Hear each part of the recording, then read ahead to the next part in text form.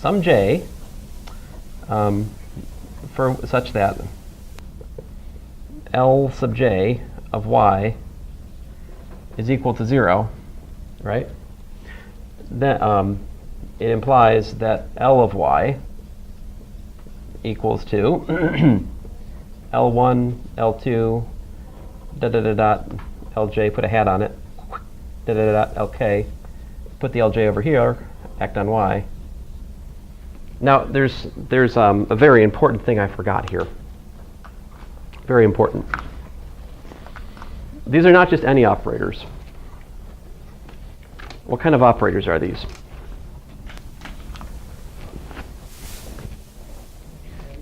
Linear, but I said that already. Something I haven't said. Commuting. That was my proposition 1, is that the factors d plus alpha times d plus beta, they commute. You can switch the order. That's important, see, because this is a hat you don't want to wear. I always tell people, like, that means that this is deleted from the list, right? So you don't want to wear this hat. It could be the last hat you wore. No one would even notice. You'd just be gone. So don't wear this hat.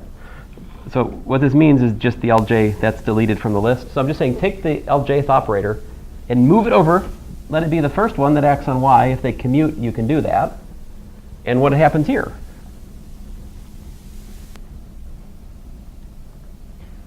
This, by assumption, is 0, right?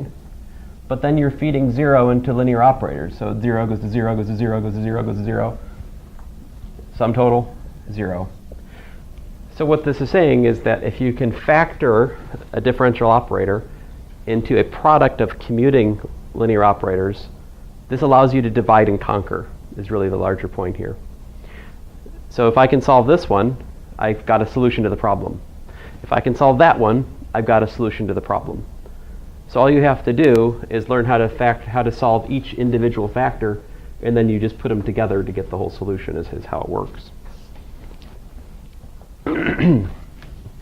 Let's look at an example which makes that a little bit more salient.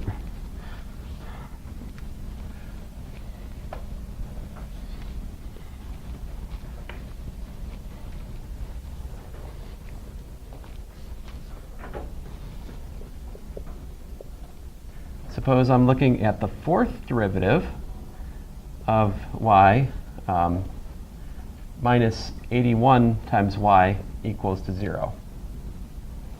I want to solve this. Find the general solution.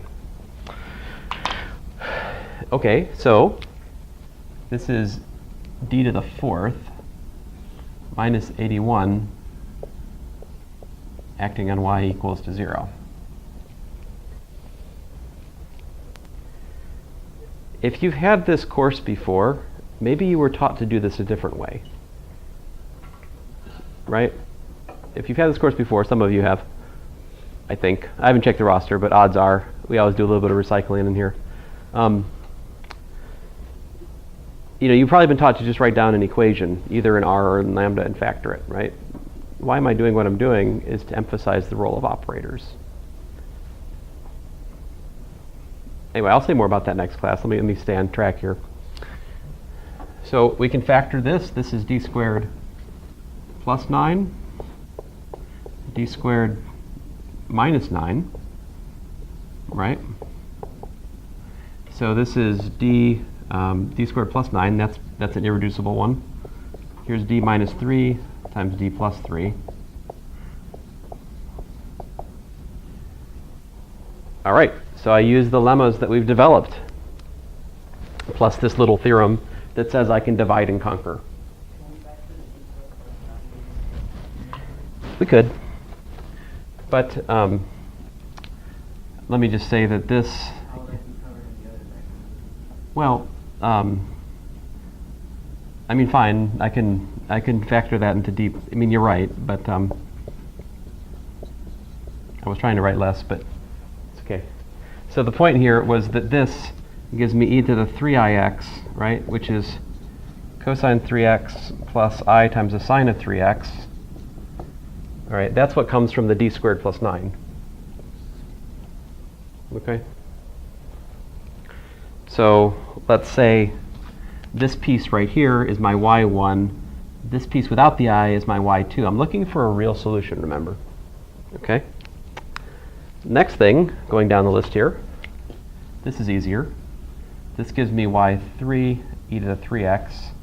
And from this one, I can read y4 is e to the minus 3x. Put it all together. General solution, c1 cosine 3x plus c2 sine 3x plus c4, I've lost my way, e to the 3x. I've lost my way. I've lost my, c3. Something was wrong here. All right, c3 e to the 3x plus c4 e to the minus 3x. And there you go. That's the general solution. Was it? That's an explosive. Yeah. I mean, so we could write a theorem to kind of make our work a little bit easier, right? So like basically, here's a little theorem for you. If we have d minus alpha squared plus beta squared y equals to 0, then y1 equals to e to the alpha x cosine beta x, and y2 e to the alpha x sine beta x are real solutions.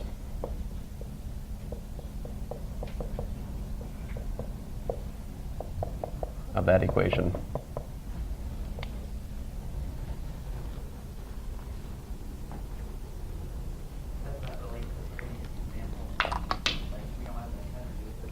Well, my alpha was 0, so it's hard to see the connection, but yeah.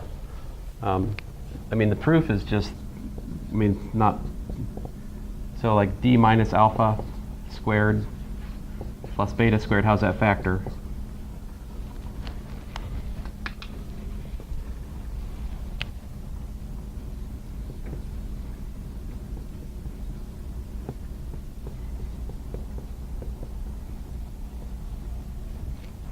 So if I pick on this one, right, this gives me e to the alpha plus I beta times x as my solution, my complex solution, right? But that's e to the alpha x, e to the I beta x. And you can write that in terms of sine and cosine, all right? That's e to the alpha x cosine beta x plus I e to the alpha x sine beta x. There you go. That's my y1. That's my y2. Those are real and imaginary parts of a complex solution by our previous lemmas. Consequently, they're solutions to star. So pretty much any time you see an irreducible factor, you can rip out sines and cosines and appropriate exponentials. Let me use this theorem on an example.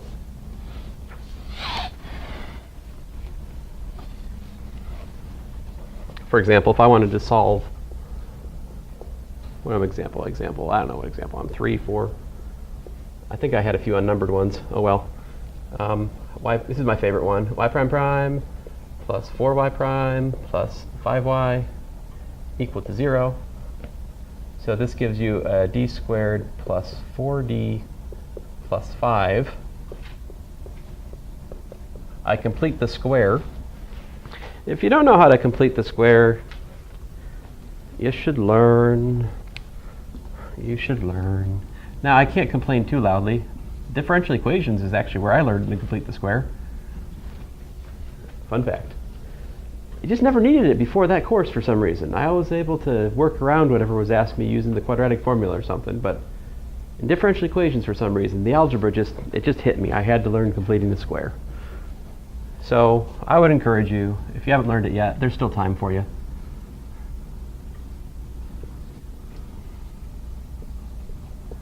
So there you go, I completed the square. D plus 2 squared is d squared plus 4d plus 4. I've got a 5 there, so that leaves me 1. Anyway, you multiply back out what's in the red, you'll get back to what's in the blue. That's the bottom line. So from this, I can read inspection. Inspect alpha is minus 2, and beta is 1. or minus 1, I suppose, but I'll use 1. So consequently, by the theorem I just wrote, we get y1 e to the minus 2x cosine x, and y2 equals e to the minus 2x sine x as solutions. In other words, the general solution to this problem is c1 e to the minus 2x cosine x plus c2 e to the minus 2x sine x.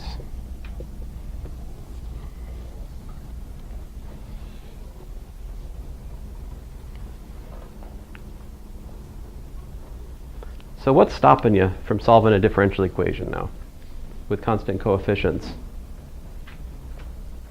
What's going to get in your way?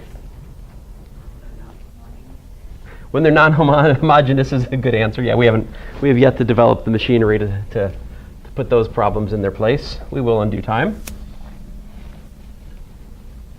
Something less exciting. The actual math. How about this? Let me just show you one. So I'm going to look at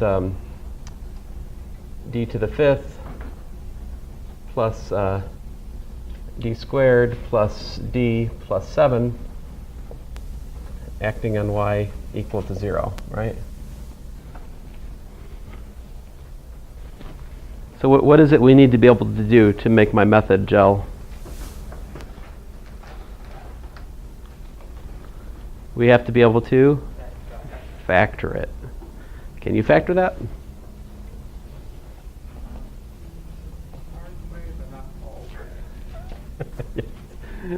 So, this is just mean. All right, let me show you. So let's look at one. Now here's one that's only slightly mean, but I might ask.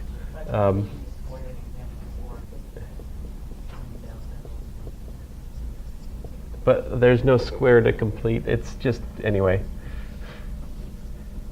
Don't worry. This is a story that has a rich and interesting history. Generally speaking, you just can't factor certain things. I mean, in principle, we have the fundamental theorem of algebra, so there's a factorization which exists. But we've also proved in mathematics that you can't find that factorization using closed form combinations of roots and sums and so forth. There is no sort of quintic formula, even though there's a quadratic formula. We've proved there's no quintic formula. This one, though,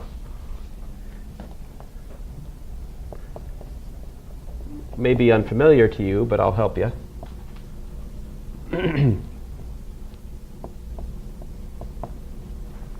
Write this. And so somebody here might know. What is this?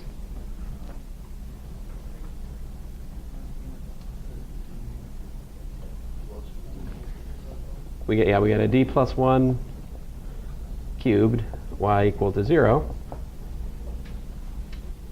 So we go back to lemma 3 with n equals to 3, and we write down the solution.